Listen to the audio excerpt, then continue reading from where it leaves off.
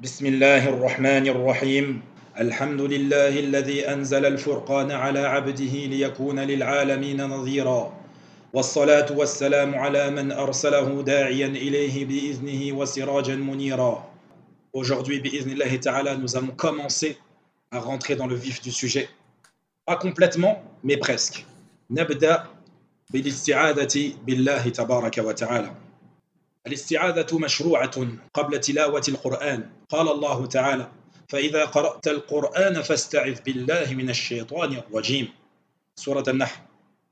وهي قول القارئ: أعوذ بالله من الشيطان الرجيم. هذا اللفظ هو الذي عليه الجمهور من العلماء في التعوذ، وجمهور العلماء على أنها مستحبة، وحكى الإجماع على ذلك ابن جرير رحمه الله وغيره من العلماء. قال ابن جرير في تفسيره يقول تعالى ذكره لنبيه محمد صلى الله عليه وسلم: وإذا كنت يا محمد قارئا القرآن فاستعذ بالله من الشيطان الرجيم. Donc l'isti'adha, c'est une chose qui est légiférée avant de réciter le Coran. Allah Azza wa Jal, il nous dit dans le Coran, lorsque tu lis le Coran, demande la protection, recherche refuge auprès de qui? Auprès d'Allah, contre qui? Le diable banni. Également, Ibn Taymiyyah rahimahullah, il dit: الشيطان يريد بوساوسه أن يشغل القلب عن الانتفاع بالقرآن. Il dit que Shaitan, il veut t'insuffler, te perturber pour que ton cœur soit préoccupé par autre chose et qu'il ne puisse profiter de la lecture du Coran. Et c'est pour cela que Allah Azza wa Jal a ordonné au Qari, فأمر الله القارئ إذا قرأ القرآن أن يستعيذ منه, qu'il demande la protection d'Allah contre le diable. Allah Azza wa Jal, il dit le verset qu'on vient de citer précédemment.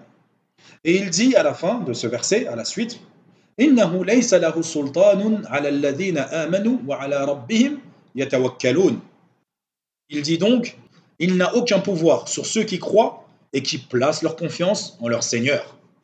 Et donc, ya Abdallah, ya Amatallah, lorsque tu lis le Coran, que ça soit dans ta prière obligatoire ou tu lis le Coran et que tu demandes la protection d'Allah, la protection de ton Seigneur, il faut que tu sois conscient de ce que tu demandes. Et que tu sais que quand tu fais ça, tu te réfugies auprès d'Allah Azza wa Jal et tu places ta confiance en lui. Allah Azza wa Jal, il est le meilleur des protecteurs, il est le meilleur des garants. Également, Ibn Kathir rahimahullah, il nous dit: المشهور الذي عليه الجمهور أن الاستعاذة لدفع الوساوس فيها إنما تكون قبل التلاوة ومعنى الآية عندهم فإذا قرأت القرآن فاستعذ بالله من الشيطان الرجيم أي إذا أردت القراءة. Donc Ibn Kathir lui dit toujours la même chose. Il dit que quand tu dis cette parole, tu demandes la protection d'Allah contre le diable banni, tu demandes à ce qu'il écarte de ton esprit et de ton cœur les insufflations du diable.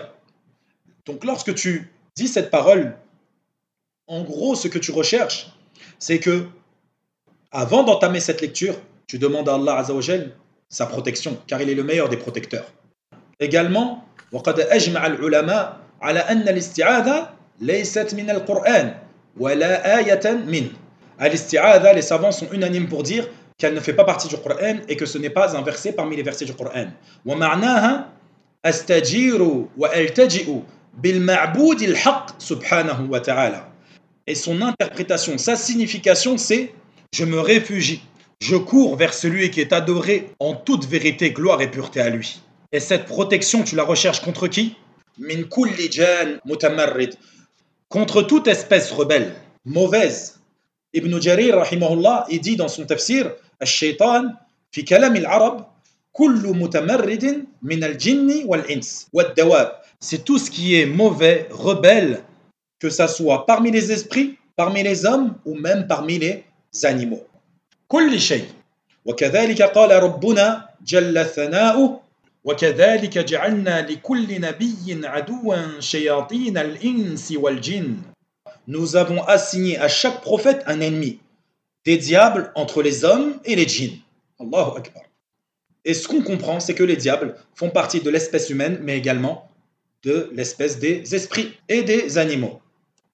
Et parmi les leçons qu'on tire de l'isti'adha, et parmi les choses agréables qu'on comprend et qu'on apprend à travers l'isti'adha, أولا الالتجاء إلى قادر يدفع الآفات عن العبد لا سيما دفع وساوس الشيطان الذي يسعى بشدة إلى صد العبد عن قراءة القرآن وتدبره لأنه من أعظم الطاعات ولأنه لما كان سعي الشيطان في الصد عن ذلك أبلغ كان احتياج العبد إلى من يصونه عن شر الشيطان أشد ففي الاستعاذة استعانة بالله تعالى واعتراف له بالقدرة وللعبد بالضعف والعجز عن مقاومة هذا العدو المبين الباطن الذي لا يقدر على منعه ودفعه إلا الله الذي خلقه فهو لا يقبل مصانعة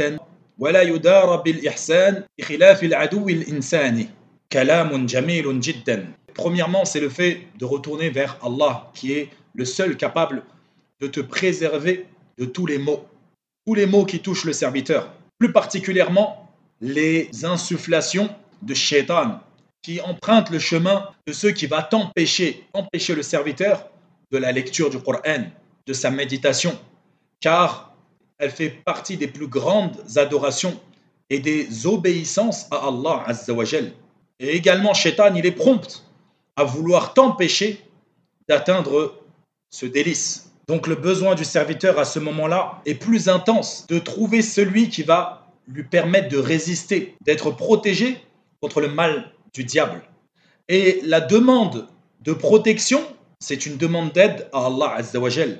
Et c'est le fait que tu reconnaisses la capacité d'Allah Azza wa Jal et que tu reconnaisses ta faiblesse, ton incapacité de te maintenir, de te protéger contre ton ennemi déclaré intérieur, qui est Shaitan. Et celui qui est capable de te protéger et de l'écarter, nul autre qu'Allah Azza wa Jal, qui l'a créé lui et qui t'a créé toi. Allah Azza wa Jal, il est celui qui, lorsqu'il t'accorde un bien, il n'attend rien en retour de toi. Et lorsqu'il t'accorde, il n'attend pas de toi que tu te fasses petit, comme celui qui te rend des services, à force tu en as honte. Allah Azza wa Jal, il n'a pas besoin de ta honte. Contrairement à l'ennemi de l'être humain, qui lui s'enorgueillit, se gonfle d'orgueil, comme les sorciers qui s'humilient, s'avilient pour avoir les bienfaits du diable, wa a'yadhu billah. Et comprenez bien qu'on est dans le besoin absolu de l'aide d'Allah à ce moment-là. Car, comme vous le savez, lorsqu'on rentre en prière ou lorsque on veut commencer à lire le Coran et que on ne fait pas cette invocation avec une présence d'esprit et de cœur, très souvent, on est pris par des souvenirs ou par des rappels où on se dit où est-ce que j'ai mis telle chose ou telle chose. On est pris, subhanallah, dans un engrenage, voire même des fois, à peine on a commencé à lire 2-3 versets, que, subhanallah, une affaire nous vient en tête et on doit se lever et s'en aller. Deuxième chose qu'on apprend à travers la protection d'Allah contre le diable, c'est que ça nous purifie notre bouche. C'est-à-dire qu'avant de commencer la lecture, tu as peut-être dit des gros mots, tu as peut-être dit des choses qui ne convenaient pas. Le fait de demander la protection d'Allah contre le diable, à ce moment-là, ça purifie également ta bouche. Comme le dentifrice purifierait ton haleine. Et à travers ça, donc, tu te prépares à faire quelque chose de grandiose, qui est la lecture de la parole d'Allah Azza wa Jal. Troisièmement, les anges se rapprochent de toi. Ils se rapprochent de celui qui lit et qui fait cette demande de protection. Et ils se rapprochent de toi pourquoi? Pour écouter ta lecture, subhanallah. Et sachez que les diables sont les ennemis des anges. C'est l'opposé des anges. Donc lorsque tu fais cette demande de protection, ceux qui ont l'habitude de t'accompagner, qui sont les diables tout autour de toi, qui gravitent, s'en vont et font place aux anges. Quatrièmement, lorsque tu fais cette demande de protection, c'est que tu te prépares. Tu annonces à ton cœur, à ton esprit, que ce qui arrive est grandiose. Ce qui arrive est une annonce d'une chose très importante, qui est la lecture de la parole d'Allah Azza wa Jal, du Coran. C'est pour cela qu'il a été légiféré de dire cette parole. A'udhu billahi minash shaitanir rajim. Avant d'entamer la parole la plus belle qui existe sur terre, qui est la parole d'Allah Azza wa Jal. Même, subhanallah, Si tu dis cette parole et qu'il y a des gens autour de toi et que tu te mets à lire le Coran, ils vont être attentifs à ce que tu lis. Et la cinquième chose que cette parole te fait profiter, c'est que quand tu dis cette parole, tu sais que à la base, le shaitan, il déteste que tu fasses du bien. Donc quand tu dis cette parole, au moment où tu l'as dit, tu fais fuir le diable, car c'est une chose importante que tu vas lire. Et shaitan, il déteste te voir faire le bien. Et comme on le sait tous, à chaque fois que la chose que tu as l'intention de faire est d'une importance capitale et aimée, très aimée de la part d'Allah, c'est là où le diable sera le plus déterminé à te faire vaciller, à te faire tourner les talons.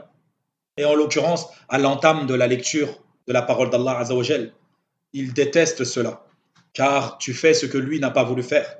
Tu te soumets à Allah Azzawajal. فنكتفي بهذا القدر فلنا بقية. Dans le prochain cours, on entamera Al-Basmala. Qu'est-ce que c'est Al-Basmala et son explication. وإلى هنا وصلى الله وسلم على نبينا محمد وعلى آله وصحبه أجمعين.